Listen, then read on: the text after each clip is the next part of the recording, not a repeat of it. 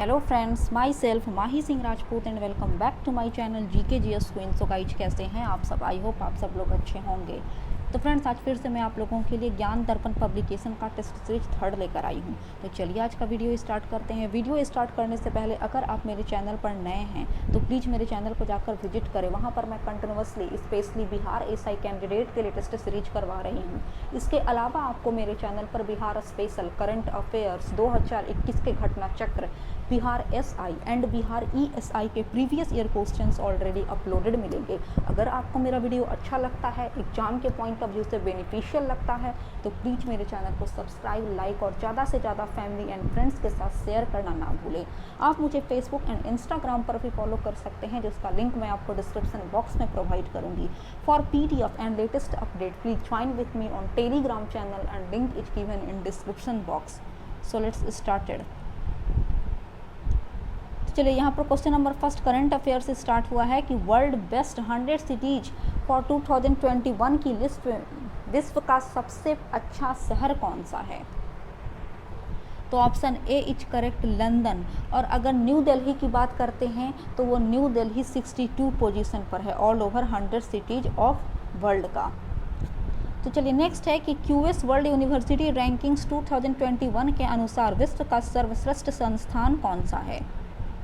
Option A Massachusetts institute of technology. और अगर भारत की बात करें तो भारत ने पहला पोजीशन इसके अंतर्गत बनाया है IIT बॉम्बे ने, जिसने ऑल ओवर वर्ल्ड का 172वां रैंक हासिल किया है, बट भारत का यह पहला है IIT बॉम्बे। प्रधानमंत्री नरेंद्र मोदी ने किस राज्य में हजीरा और भावनगर के बीच रोपैक्स फेरी सेवा का उद्घाटन किया है? ऑप्शन सी गुजरात में। नेक्स्ट है कि प्रधानमंत्री नरेंद्र मोदी द्वारा नवंबर 2020 में किस यूनिवर्सिटी में स्वामी विवेकानंद जी की 115 फीट मूर्ति का अनावरण किया गया? ऑप्शन डी जवाहरलाल यूनिवर्सिटी में। नेक्स्ट है कि प्रसाद योजना किस मंत्रालय द्वारा शुरू की गई? तो ये पर्यटन मंत्रालय द्वारा शुरू की गई है। केंद्रीय पर्यटन एवं संस्कृति राज्य मंत्री श्री प्रहलाद सिंह पटेल ने केरल के गुरुवशूर में पर्यटन मंत्रालय की प्रसाद योजना का शुरुआत किया। नेक्स्ट है कि हाल ही में प्रधानमंत्री नरेंद्र मोदी द्वारा आरंभ की गई प्रधानमंत्री PMFME स्कीम किस मंत्रालय के अंतर्गत आती है? तो यह खाद्य प्रसंस्करण उद्योग मंत्रालय के अंतर्गत आती है। चलिए नेक्स्ट है कि हाल ही में कौन सा बल्लेबाज T20 क्रिकेट में 1000 छक्के लगाने वाला विश्व का पहला बल्लेबाज बन गया है? तो ये वेस्ट इंडीज के खिलाड़ी हैं Chris Gayle. Next, Lewis Hamilton किस खेल से संबंधित है? ऑप्शन सी फार्मूला 1 से। नेक्स्ट, फीफा ने किस देश में होने वाले अंडर 17 महिला विश्व कप को कोविड-19 के कारण स्थगित कर दिया है? ऑप्शन ए भारत। नेक्स्ट, नवंबर 2020 में ICC के नियम के अकॉर्डिंग अंतर्राष्ट्रीय क्रिकेट खेलने के लिए खिलाड़ियों की मिनिमम एज कितनी फिक्स की गई है? तो ऑप्शन डी 15 वर्ष। और ICC की अगर बात करें तो इसका हेडक्वार्टर दुबई में सिचुएटेड है और प्रेजेंट टाइम में इसके चेयरमैन का नाम है ग्रेग बारकले। नेक्स्ट, अहमदाबाद के 6 वर्षीय अरहम ओम तलसानिया ने Guinness book of world record में शामिल हुए हैं। वे किस क्षेत्र में प्रसिद्ध हैं? Option C is correct, computer programmer के तौर पर वे कार्यरत हैं। नेक्स्ट है कि केंद्रीय मंत्रिमंडल ने लक्ष्मी विलास बैंक के किस बैंक के साथ विलय होने की योजना को मंजूरी दी है? ऑप्शन ए DBS bank India limited. Next है कि 2 नवंबर 2020 को भारत सरकार के किस मिशन के तहत भारतीय नेवी का एरावत शिप सामान की मदद के साथ सूडान पहुंचा है? Option A is correct, mission Sagar 2। Next, नवंबर 2020 में इसरो द्वारा लॉन्च किए गए नवीनतम पृथ्वी अवलोकन उपग्रह यानी अर्थ ऑब्जर्वेशन सैटेलाइट का नाम क्या है? ऑप्शन ए EOS 01। नेक्स्ट, जहाज़ों तथा पनडुब्बियों के निर्माण में आत्मनिर्भरता लाने के प्रतीक के रूप में किस शहर में प्रेरणा स्थल नामक एक केंद्र कहाँ स्थापित किया गया है? Option C is correct, Visakhapatnam में। नेक्स्ट, नवंबर 2020 में राष्ट्रपति भवन में तैनात आर्मी गार्ड बटालियन में किस बटालियन को तैनात किया गया? ऑप्शन बी सिख रेजिमेंट को। चलिए नेक्स्ट है कि सेवा समाधान मोबाइल ऐप किस राज्य में शुरू किया गया है? तो ये ओडिशा सरकार की पहल, जो नवीन पटनायक जी हैं, उन्होंने यह सेवा समाधान मोबाइल ऐप की शुरुआत की है। इसके जरिए किसानों को राज्य के जल संसाधन विभाग से डायरेक्ट कनेक्ट किया जाएगा। नेक्स्ट है कि नवंबर 2020 में किस मंत्रालय ने सफाई मित्र सुरक्षा चैलेंज लॉन्च किया है? ऑप्शन सी, आवास और शहरी मामलों के मंत्रालय ने। नेक्स्ट है कि विश्व शौच दिवस प्रति वर्ष किस दिन मनाया जाता है? ऑप्शन ए, 19 नवंबर को। और चूंकि अभी 2021 में तो यह डेट आया नहीं है, तो 2020 में इसका थीम था sustainable sanitation and climate change. चलिए नेक्स्ट 20 नंबर है कि भारत का पहला टायर पार्क किस राज्य में खोला जाएगा? ऑप्शन बी, पश्चिम बंगाल में। नेक्स्ट, भारत की पहली सौर संचालित लघु ट्रेन मिनिएचर ट्रेन किस राज्य में शुरू की गई है? ऑप्शन बी, केरल में। नेक्स्ट है कि नमामि गंगे प्रोग्राम के लिए किस कॉमिक चरित्र को ब्रांड एम्बेसडर चुना गया है? ऑप्शन सी, चाचा चौधरी को। नेक्स्ट, भारत का पहला चंदन संग्रहालय किस भारतीय राज्य में खोला जाएगा? ऑप्शन ए, कर्नाटक में। नेक्स्ट, निम्नलिखित में से किस पुस्तक की लेखक अरुंधति राय हैं? Option A, walking with comrades. अगर आई एम नॉट मसीहा की बात करते हैं तो इसके रचयिता सोनू सूद हैं। Your best day is today के रचयिता अनुपम खेर हैं तथा द बैटल ऑफ बिलोंगिंग के रचयिता शशि थरूर हैं, शशि थरूर। किस देश ने नवंबर 2020 में दुनिया का पहला 6G एक्सपेरिमेंटल उपग्रह को अंतरिक्ष में भेजा है? ऑप्शन सी, चीन। किस देश ने सुरक्षित पेयजल के लिए भारत के साथ उस देश में सतूत बांध को विकसित करने के लिए समझौता किया है? Option B, Afghanistan. नेक्स्ट, हाल ही में पीएम मोदी ने देश के किस राज्य में आरोग्य वन का उद्घाटन किया है? ऑप्शन डी, गुजरात में। नेक्स्ट है कि वर्ष 2018 की एक रिपोर्ट के अकॉर्डिंग किस राज्य का सेक्स रेशियो सबसे अच्छा रहा है? तो इसका करेक्ट आंसर हो जाएगा अरुणाचल प्रदेश। यहाँ पर प्रति 1000 पुरुषों के अकॉर्डिंग महिलाओं की संख्या 1084 है। तो चलिए नेक्स्ट क्वेश्चन नंबर 29 है कि किस राज्य में आयोजित किए जाने वाले भारत अंतर्राष्ट्रीय चेरी ब्लॉसम उत्सव को कोविड-19 महामारी के चलते इस वर्ष रद्द कर दिया गया? तो ये मेघालय के शिलोंग में आयोजित होने वाला था। नेक्स्ट है कि निम्न में से किसको चैल्कोलिथिक युग भी कहा जाता है? It's correct answer is option number ए, यानी ताम्रपाषाण काल को चैल्कोलिथिक युग भी कहते हैं। बिकॉज धातुओं में सबसे पहले तांबे का प्रयोग हुआ। इस चरण में पत्थर और तांबे के उपकरणों का साथ साथ प्रयोग जारी रहा, इसलिए इसे चैल्कोलिथिक युग भी कहते हैं। निम्नलिखित में से किस पशु का अंकन हड़प्पा संस्कृति की मोहरों पर नहीं मिला है? ऑप्शन डी, घोड़ा का। चूंकि सिंधु घाटी सभ्यता के कुछ स्थलों से घोड़े के अस्थि पंजर यानी हड्डियां मिले हैं, but in spite of this किसी भी मोहरों यानी सिक्कों पर इसका कोई चित्रण, कोई फिगर नहीं मिला है घोड़े का। नेक्स्ट है कि गोत्र शब्द का प्रयोग सर्वप्रथम हुआ था? ऑप्शन ए, इसका correct answer option number C हो जाएगा, ऋग्वेद में। और गोत्र जो पार्टिकुलर वर्ड है ना, इसका ये संस्कृत लैंग्वेज का एक वर्ड है जिसका अर्थ होता है गोष्ठ। इट मीन्स वह स्थान जहाँ समूचे कुल यानी समूचे वंश का गोधन पाला जाता था, तो उसी को ही गोत्र कहते हैं। नेक्स्ट है कि बुद्ध ने सर्वाधिक उपदेश दिए थे?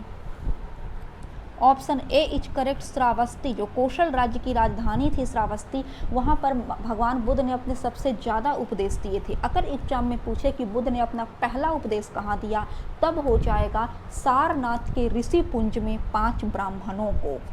नेक्स्ट है कि जैन धर्म के तीर्थंकर ऋषभदेव का प्रतीक चिन्ह क्या था? तो जैन धर्म के जो पहले तीर्थंकर थे ऋषभदेव, उनका प्रतीक चिन्ह बैल था। किसी किसी बुक में बैल की जगह पर सांड भी दे देता है, ठीक है ना। बट अगर हाथी की बात करते हैं तो ये अजीतनाथ जो दूसरे तीर्थंकर थे उनका सिंबल था। सर्प 23वें तीर्थंकर पार्श्वनाथ का सिंबल था। वहीं शेर की अगर बात करते हैं तो ये 24वें अर्थात अंतिम तीर्थंकर महावीर स्वामी का सिंबल था। सुरक्षा के लिए मराठों के राजस्व के दावों को किस नाम से जाना जाता है?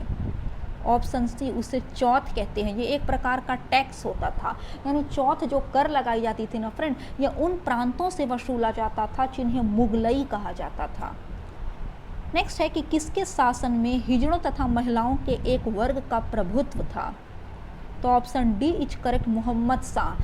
मोहम्मद शाह के विलासितापूर्ण जीवन के कारण इसे मोहम्मद शाह रंगीला भी कहा जाता था। शाहजहां ने जो पीकॉक थ्रोन यानी जो तख्ते ताउस का निर्माण करवाया था, तो उस तख्ते ताउस पर बैठने वाला यह अंतिम मुगल सम्राट था मोहम्मद शाह, क्योंकि इसी के शासनकाल में नादिर शाह भारत पर अटैक करता है और पीकॉक थ्रोन तथा कोहिनूर हीरा को यहाँ से चुराकर वापस अपना देश चला जाता है। जिसका करेक्ट आंसर क्या हो जाएगा? मोहम्मद शाह। चलिए नेक्स्ट क्वेश्चन नंबर 37 है कि पानीपत के तीसरे युद्ध में किस मराठा शासक ने भाग लिया था? ऑप्शन ए सदाशिव राव भाऊ ने। देखिए पानीपत का तीसरा जो युद्ध हुआ था वो 14 जनवरी 1761 ईस्वी को सदाशिव राव भाऊ तथा अहमद शाह अब्दाली के बीच हुआ था, जिसमें सदाशिव राव भाऊ की बुरी तरह हार हो गई थी। नेक्स्ट है कि शिवाजी मुगलों की कैद से भागने के समय कौन से नगर में कैद थे? तो ये आगरा नगर के जयपुर भवन में कैद थे। शिवाजी को औरंगजेब ने आगरा में 1666 ईस्वी में कैद किया था। नेक्स्ट है कि निम्नलिखित में से किस सिख गुरु ने गुरुमुखी लिपि प्रारंभ की थी? ये सिखों की लिपि थी, स्क्रिप्ट थी गुरुमुखी। तो यह प्रारंभ करने का श्रेय सिखों के दूसरे गुरु गुरु अंगद देव को जाता है। नेक्स्ट है कि मध्यकाल में सर्वप्रथम भारत से व्यापार संबंध स्थापित करने वाले थे?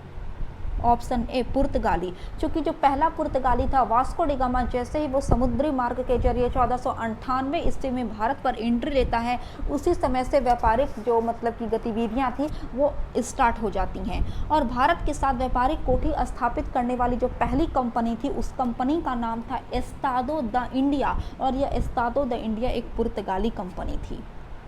नेक्स्ट है कि किस युद्ध का अंत एक्स-ला-सापल की संधि से हुआ? ऑप्शन बी प्रथम कर्नाटक युद्ध का अंत, जो 1746 से 48 के दौरान लड़ा गया था। अगर प्रथम मैसूर युद्ध की बात करते हैं तो इसका टाइम ड्यूरेशन रहा 1767 से 1769। तृतीय कर्नाटक युद्ध 1756 से 1763 और द्वितीय कर्नाटक युद्ध 1749 से 1754। तो आप इसे नोट कर लीजिए। नेक्स्ट है कि अंग्रेजी शासनकाल में भारत का कौन सा क्षेत्र अफीम उत्पादन हेतु प्रसिद्ध था? ऑप्शन ए बिहार। निम्न में से किसने भारत में अंग्रेजों का सर्वाधिक विरोध किया था? ऑप्शन डी मराठा ने। क्योंकि मराठाओं ने अंग्रेजों के साथ 3 निर्णायक युद्ध लड़े थे। तो पहला आंग्ल मराठा युद्ध जो हुआ था वो 1775 से 82 के दौरान लड़ा गया। दूसरा आंग्ल मराठा युद्ध 1803 से 1806 के दौरान, तथा तीसरा और अंतिम आंग्ल मराठा युद्ध लड़ा गया था 1817 से 1818 के दौरान। नेक्स्ट है कि निम्नलिखित भारतीय शासकों में से कौन था जिसने विदेशों में आधुनिक पद्धति से दूतावास स्थापित किए थे? Option C is correct, Tipu Sultan. और किन किन जगहों पर इन्होंने दूतावास का स्थापना किया था? तो जैसे France, Iran, Afghanistan etcetera. Next है कि निम्नलिखित में से किस पर ब्रिटिश संसद में महाभियोग का मुकदमा चलाया गया था? ये क्वेश्चन रिपीटेड है फ्रेंड, कई एक बार मैं ये बतला चुकी हूँ, और करेक्ट आंसर वारेन हेस्टिंग्स हो जाएगा। क्योंकि वारेन हेस्टिंग्स जब भारत का शासन कर रहा था तो वो काफ़ी अन्यायपूर्ण और निरंकुश शासक था। तो इसी के अन्यायपूर्ण और निरंकुश कार्यों के लिए एक भारतीय व्यक्ति थे जिनका नाम था नंद कुमार। तो नंद कुमार ने इस पर भ्रष्ट का आरोप लगा दिया वारेन हेस्टिंग्स पर। बट वारेन हेस्टिंग्स उल्टा सुप्रीम कोर्ट के न्यायाधीश के साथ ही मिलकर नंद कुमार को ही षड्यंत्र में फंसाकर फांसी की सजा दे देता है। इसी वजह से इस पर मुकदमा चलाया जाता है महाभियोग ब्रिटिश पार्लियामेंट में। नेक्स्ट है कि भारत में अंग्रेजों के समय में प्रथम जनगणना हुई थी। ऑप्शन ए लॉर्ड मेयो के शासनकाल में 1872 ईस्वी में। बट अगर नियमित कंटिन्यू जनगणना की बात करें तो उसका श्रेय लॉर्ड रिपन को जाता है। तो अब कंफ्यूज मत कीजिएगा, पहली जनगणना लॉर्ड मेयो के शासनकाल में 1872 में, बट 1881 ईस्वी में लॉर्ड रिपन ने कंटिन्यू यानी नियमित जनगणना शुरू की, और आज तक लॉर्ड रिपन का ही देन है कि प्रति 10 वर्ष की अवधि में ये जनगणना आज तक हो रही है। नेक्स्ट है कि इल्बर्ट बिल विवाद किससे संबंधित था? Option D is correct, Lord Ripon से। देखिए इल्बर्ट बिल विवाद एक्चुअली में था क्या। तो विधान परिषद में 2 फरवरी 1883 ईस्वी को एक बिल प्रस्तुत किया गया था जिसका नाम था इल्बर्ट बिल। उसके अकॉर्डिंग जाति भेद आधारित सभी न्यायिक अयोग्यताओं को समाप्त करके भारतीय और यूरोपीय न्यायाधीशों की संख्या को समान करनी थी। बट इसको लेकर काफ़ी ज़्यादा विवाद उत्पन्न हो जाता है और इसी की वजह से लॉर्ड रिपन जो होते हैं वे अपने कार्यकाल से त्याग पत्र दे देते हैं 1884 ईस्वी के दौरान। तो यही इनका नाम इससे रिलेटेड हो गया, लॉर्ड रिपन से इल्बर्ट बिल विवाद। तो लॉर्ड रिपन से संबंधित था इस पॉइंट ऑफ व्यू से। नेक्स्ट है कि निम्न महापुरुषों में से कौन भारतीय जागृति का जनक कहा जाता है। ऑप्शन सी इज करेक्ट, राजा राम मोहन रॉय। चलिए नेक्स्ट है कि भारतीय राष्ट्रीय कांग्रेस के प्रथम अंग्रेज अध्यक्ष कौन थे। तो देखिए फ्रेंड, भारतीय राष्ट्रीय कांग्रेस से हमेशा क्वेश्चन पूछे जाते हैं। तो भारतीय राष्ट्रीय कांग्रेस की जो पहली अध्यक्षता की थी ना, यानी पहले अध्यक्ष जो थे वे थे व्योमेश चंद्र बनर्जी, जिन्होंने 1885 ईस्वी में मुंबई अधिवेशन की अध्यक्षता की थी। अगर पूछेगा भारतीय राष्ट्रीय कांग्रेस के पहले मुस्लिम अध्यक्ष कौन थे, तब हो जाएंगे बदरुद्दीन तैयब जी, जिन्होंने 1887 के मद्रास अधिवेशन की अध्यक्षता की। बट पहला अंग्रेजी अध्यक्ष की अगर बात करें तो वह हो जाएगा जॉर्ज यूले, जिन्होंने 1888 ईस्वी इलाहाबाद में अध्यक्षता की थी। नेक्स्ट है कि समानांतर अर्थव्यवस्था का क्या तात्पर्य है। ऑप्शन सी कर वंचन। नेक्स्ट यहाँ पर से मैथ का क्वेश्चन है कि 3 घंटियाँ 10, 15 और 20 मिनट के अंतराल पर बजती हैं। यदि तीनों घंटियाँ 5 PM यानी शाम के 5 बजे एक साथ बजी हो, तब वे एक साथ फिर दोबारा नेक्स्ट टाइम कब बजेंगी। तो काफ़ी इजी क्वेश्चन है। यहाँ पर आप 10, 15 और 20 का एलसीएम निकालिएगा तो इसका एलसीएम आ जाएगा 60। कितना आ जाएगा 60, यानी इट मीन्स 5 बजे तो ये पहली घंटी बजी, तो 5 में 60 मिनट इक्वल टू 1 आवर को ऐड कीजिएगा तो शाम के 5 बजे में से 1 घंटा जोड़ दीजिए यानी शाम के 6 बजे। तो इसका करेक्ट आंसर हो जाएगा 6 PM। ऑप्शन डी यहाँ पर करेक्ट है। नेक्स्ट है कि 2 वर्ष बाद एक शहर की जनसंख्या कितनी हो जाएगी, जो वर्तमान में 12 लाख है और वृद्धि की दर 4% है। इसके लिए एक फार्मूला है, ऑप्शन ए यहाँ पर करेक्ट हो जाएगा। चूँकि आप देख लीजिए 12 लाख है, ये रहा 12 lakh plus 1 plus rate percent, यहाँ पर कितना रेट से इंक्रीज हो रहा है तो 4%, तो 4/100 और कितना टाइम के बाद, तो 2 वर्ष के बाद। तो यहाँ पर इसका होल स्क्वायर 2 कर देंगे। अगर 3 वर्ष के बाद पूछता तो 3 करते, 4 वर्ष के बाद पूछता तो इसका 4 कर देते। तो इसको सॉल्व करने पर इसका correct answer option number A आ जाएगा।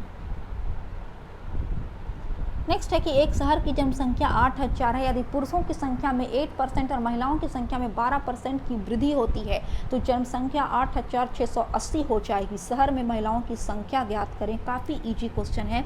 देखिए यहाँ पर लेट सपोज करना है कि let the number total number of male be x। यहाँ पर मेल की जनसंख्या अगर x मानते हैं हम लोग तो फीमेल क्या हो जाएगा, क्योंकि टोटल है 8000 तो फीमेल हो गया 8000 फीमेल हो गई 8000 माइनस x। तो अकॉर्डिंग टू क्वेश्चन यहाँ पर हो जाएगा x इंटू यहाँ पर मेल की जनसंख्या में 8% इंक्रीजमेंट हो रहा है, it means 108 divided by 100 plus female यहाँ पर आप देख लीजिए इतना है तो 8000 माइनस x इंटू फीमेल में बढ़ोतरी हो रहा 12% का, तो ये हो जाएगा 112 divided by 100 equal to total number कितना है तो 8680। यहाँ पर अच्छा से सॉल्व करने में मुझे नहीं बनता फ्रेंड, जब आप कॉपी पे सॉल्व कीजिएगा तो आप अच्छा से समझ जाइएगा। जिसका जो करेक्ट आंसर हो जाएगा वो ऑप्शन नंबर बी हो जाएगा, यानी 1000। क्योंकि x का वैल्यू सॉल्व करने पर 7000 आएगा तो फीमेल निकल जाएगी 8000 माइनस 7000, इट मीन्स 1000। नेक्स्ट है कि एक विद्यार्थी को उत्तीर्ण होने के लिए 40% अंक प्राप्त करना आवश्यक है। उसे एक परीक्षा में 40 अंक प्राप्त हुए और वह 40 अंकों से अनुत्तीर्ण यानी फेल हो गया। परीक्षा के प्राप्त करने योग्य अधिकतम अंक कितने हैं। तो लेट मैक्स यानी मैक्सिमम एज यहाँ पर एग्जाम का लेट करना है x, ठीक है। उसके बाद फिर बोल रहा है कि 40% अंक प्राप्त करना जरूरी है, यानी टोटल नंबर का कितना 40%, इक्वल टू कितना हो जाएगा 40 अंक उसको प्राप्त हुए, बट वो कितना नंबर से फेल हुआ 40 नंबर से। तो अगर उसको 40 नंबर ज़्यादा आ जाता तब वो तो पास हो जाता। तो ये बैलेंस करने के लिए LHS इक्वल टू RHS यहाँ पर 40 नंबर ऐड करना होगा। जब आप इसको सॉल्व कीजिएगा तो x का जो करेक्ट आंसर हो जाएगा वो हो जाएगा ऑप्शन नंबर सी यानी 200। नेक्स्ट है कि दो अलग अलग दवाइयों में अल्कोहल की मात्रा क्रमशः 1.5% तथा 2.5% है। इन दोनों को किस रेशियो में मिलाया जाना चाहिए ताकि प्राप्त नए मिश्रण में अल्कोहल की मात्रा 3.5% हो जाए। यह जो क्वेश्चन है ना फ्रेंड, ये एलिगेशन का क्वेश्चन है और काफ़ी इजी है। ये 1.5, ये 2.5 है और ये टोटल बोल रहा है 3.5 का। तो आप 2.5 में से 3.5 को माइनस कीजिए तो 1 आएगा, फिर 1.5 में से 3.5 को माइनस कीजिए तो 2 आएगा, तो 1:2, इट्स मीन्स इसका करेक्ट आंसर ऑप्शन नंबर ए हो जाएगा। नेक्स्ट है कि तमिलनाडु में शरदकालीन वर्षा अधिकांशतः जिन कारणों से होती है वे हैं। ऑप्शन बी इज करेक्ट, उत्तर पूर्वी मानसून। उत्तर पूर्वी मानसून के कारण अक्टूबर नवंबर के बीच तमिलनाडु, दक्षिणी आंध्र प्रदेश, दक्षिणी पूर्वी कर्नाटक तथा दक्षिणी पूर्वी केरल में ये वर्षा होती है ठंडे के मौसम में। बट ऑल ओवर इंडिया की बात करें बाकी सब क्षेत्रों में तो यह वर्षा हो जाती है दक्षिण पश्चिम मानसून से, बट तमिलनाडु के क्षेत्र में उत्तर पूर्वी मानसून से। नेक्स्ट है कि भारत की निम्नलिखित मिट्टियों में से कपास की खेती के लिए कौन से सर्वाधिक उपयुक्त है। ऑप्शन ए रेगूर यानी काली मिट्टी, यह जनरली महाराष्ट्र, गुजरात, पश्चिमी मध्य प्रदेश के क्षेत्रों में पाई जाती है। नेक्स्ट है कि मृदा अपरदन या मृदा क्षरण को रोका जा सकता है ड्यू टू फॉरेस्टेशन यानी वनारोपण के जरिए। अब आप खुद सोचिए, जब फॉरेस्टेशन किया जाएगा भारी मात्रा में कई एक संख्या में जब पेड़ लगाए जाएंगे तो जब बाढ़ के दौरान जो मृदा को कैप्चर वो कर लेगा, अपने ऊपर रोक कर रखेगा पेड़, तो इस प्रकार मृदा अपरदन की जो समस्या है वो काफ़ी हद तक डिक्रीज हो जाएगी। नेक्स्ट है कि भारत में किस राज्य का सर्वाधिक क्षेत्र घने पतझड़ वाले जंगल से घिरा है। ऑप्शन सी मध्य प्रदेश। नेक्स्ट, सारण सिंचाई नहर निकलती है। ऑप्शन ए गंडक से। नेक्स्ट है कि निम्नलिखित में से अलास्का किस देश का हिस्सा है। तो यह अमेरिका का हिस्सा है। यह उत्तरी अमेरिका महाद्वीप के उत्तर पश्चिमी छोर में स्थित अमेरिकी राज्य है अलास्का। नेक्स्ट है कि माउंट टिटलिस स्थित है। ऑप्शन ए स्विट्जरलैंड में। नेक्स्ट, संसार का सर्वाधिक जनसंख्या वाला मरुस्थल है। ऑप्शन बी थार मरुस्थल, जिसे ग्रेट इंडियन डेजर्ट भी कहते हैं। यह पश्चिमी भारत और दक्षिणी पूर्वी पाकिस्तान में फैला हुआ है। नेक्स्ट है कि निम्नलिखित में से कौन शीतोष्ण घास का मैदान नहीं है। तो सवाना। सवाना जो है वो शीतोष्ण घास का मैदान ना होकर उष्णकटिबंधीय घास का मैदान है। इसके अलावा भी कुछ उष्णकटिबंधीय घास के मैदान के नाम आप नोट कर सकते हैं, जैसे लानोच, कैंपास, सेलवास, पार्कलैंड एटसेट्रा। वहीं डाउन्स, पंपास और वेल्ड ये सब शीतोष्ण घास के मैदान में आ जाते हैं। नेक्स्ट है कि हॉर्न ऑफ अफ्रीका के अंग हैं। हॉर्न ऑफ अफ्रीका यानी सोमाली प्रायद्वीप के अंतर्गत 4 क्षेत्र जनरली आते हैं और वो हैं सोमालिया, इथियोपिया, जिबूती और इरिट्रिया। आप नोट कर सकते हैं इरिट्रिया। नेक्स्ट है कि निम्नलिखित में से कौन सा जैव मंडल रिजर्व केरल में स्थित है। ऑप्शन डी अगस्त मलाई। अगर नोक्रेक की बात करते हैं तो यह मेघालय में, दिहांग दिबांग अरुणाचल प्रदेश में स्थित है तथा शीत मरुस्थल यानी ठंडा डेजर्ट जो है वो हिमाचल प्रदेश में स्थित है। नेक्स्ट है कि जंगली गधों का अभ्यारण्य स्थित है। ऑप्शन सी गुजरात के कच्छ के रन में। नेक्स्ट, भारत में बाघों की संख्या कितनी है। Option B 2967। विश्व का सबसे बड़ा वानस्पतिक उद्यान स्थित है। ऑप्शन ए ब्रिटेन के रॉयल बोटैनिक गार्डन में। नेक्स्ट है कि निम्नलिखित में से कौन सा एक जीवाश्म ईंधन नहीं है। देखिए, कोयला, पेट्रोलियम, प्राकृतिक गैस ये सब जीवाश्म ईंधन यानी फॉसिल फ्यूल है, but uranium is not a fossil fuel. Next है कि भारतीय संविधान सभा का गठन किया गया था। Option B is correct, cabinet mission योजना 1946 के अंतर्गत। नेक्स्ट, भारतीय संविधान को अपनाया गया था। ऑप्शन ए संविधान सभा के द्वारा। देखिए, संविधान सभा का 11वां अधिवेशन जब वो 26 नवंबर 1949 ईस्वी को हुआ तो इसी दौरान इंडियन कॉन्स्टिट्यूशन को संविधान सभा के द्वारा अपनाया गया। नेक्स्ट है कि संविधान निर्मात्री परिषद की झंडा समिति के अध्यक्ष कौन थे? ऑप्शन सी डॉक्टर राजेंद्र प्रसाद। नेक्स्ट, भारतीय राजनीतिक व्यवस्था में इनमें से कौन सर्वोच्च है? Option D parliament. निम्नलिखित में से संवैधानिक प्रावधान केंद्र राज्य संबंध किस देश से लिया गया है? तो ये कनाडा से लिया गया है। वहीं अमेरिका की बात करते हैं तो अमेरिका से जनरली मौलिक अधिकार लिए गए हैं, आयरलैंड से राज्य के नीति निर्देशक तत्व तथा ब्रिटेन से मंत्रिमंडलीय सरकार। नेक्स्ट है कि वित्त विधेयक के बारे में विशेष उपबंध किस अनुच्छेद के अंतर्गत दिया गया है? तो ऑप्शन सी इज करेक्ट, अनुच्छेद 117 में। नेक्स्ट, भारत के संविधान के अंतर्गत आर्थिक योजना का विषय है? ऑप्शन बी इज करेक्ट, समवर्ती सूची। चलिए नेक्स्ट क्वेश्चन नंबर 78 है कि भारतीय संविधान की 6ठी अनुसूची के प्रावधान किस राज्य में सम्मिलित नहीं है? तो ऑप्शन ए, ये नागालैंड में सम्मिलित नहीं है, ये सम्मिलित है असम, मिजोरम, मेघालय तथा त्रिपुरा के जनजातीय क्षेत्रों के लिए। नेक्स्ट है कि भारतीय संविधान को कितने भागों में विभाजित किया गया है? तो ऑप्शन सी इज करेक्ट, कुल 22 भागों में। इसमें 395 अनुच्छेद, 22 भाग तथा 12 अनुसूचियां हैं। नेक्स्ट है कि भारत के संविधान के निर्माताओं का मत निम्नलिखित में से किसमें प्रतिबिंबित होता है? तो ऑप्शन ए, उद्देशिका में। निम्न में से कौन सी भारतीय भैंस की नस्ल नहीं है? तो मुर्रा, जाफराबादी और महसाना, ये तीनों भारतीय भैंस की नस्ल हैं, बट गिर जो है ना वो भारतीय भैंस की नहीं बल्कि गाय की नस्ल है। नेक्स्ट है कि निम्न में से किस पशु का गर्भकाल 310 दिन का होता है? ऑप्शन बी, भैंस के अगर प्रेगनेंसी टाइम की बात करें तो अप्रॉक्स 310 दिन, थोड़ा बहुत ऊपर नीचे हो सकता है। गाय की अगर बात करते हैं तो 280 दिन, भेड़ की 150 दिन और बकरी की 151 दिन। ये थोड़ा बहुत टाइम ड्यूरेशन वेरिएशन हो सकता है, तो आप कंफ्यूज मत कीजिएगा। नेक्स्ट है कि एसुजेट का प्रक्षेपण किस वर्ष किया गया? ऑप्शन सी, वर्ष 2004 में। नेक्स्ट, अंतरिक्ष में प्रथम भारतीय को किस वर्ष भेजा गया? ऑप्शन ए, 1984 में, और उनका नाम था राकेश शर्मा। नेक्स्ट, निम्न में से किस देश की राजधानी ब्राज़ाविले है? ऑप्शन डी, कांगो की। नेक्स्ट, 40 डिग्री सेल्सियस का मान फ़ारेनहाइट स्केल में क्या होगा? ये प्रीवियस स्टेप में ही मैं बतला चुकी हूँ। इसके लिए एक फार्मूला है और वो है Celsius divided by 5 equal to Fahrenheit minus 32 degree divided by 9, जिसमें आपका सेल्सियस 40 डिग्री दिया हुआ है तो फ़ारेनहाइट निकालिए। सॉल्व करने पर 86 का करेक्ट आंसर 104 डिग्री फ़ारेनहाइट आ जाएगा। थर्मस बोतल में पेय पदार्थों को कुछ समय तक उसी टेम्परेचर पर रखने के लिए उसकी दीवारों पर किसकी लेप यानी कोटिंग की जाती है? ऑप्शन डी इज करेक्ट, रजत परत की। नेक्स्ट है कि निम्न में से कौन सी यांत्रिक तरंग है? ऑप्शन सी, ध्वनि तरंगे। नेक्स्ट, फ्यूज का सिद्धांत है? ऑप्शन ए, विद्युत का ऊष्मीय प्रभाव। नेक्स्ट है कि प्रत्यावर्ती धारा किसके लिए उपयुक्त नहीं है?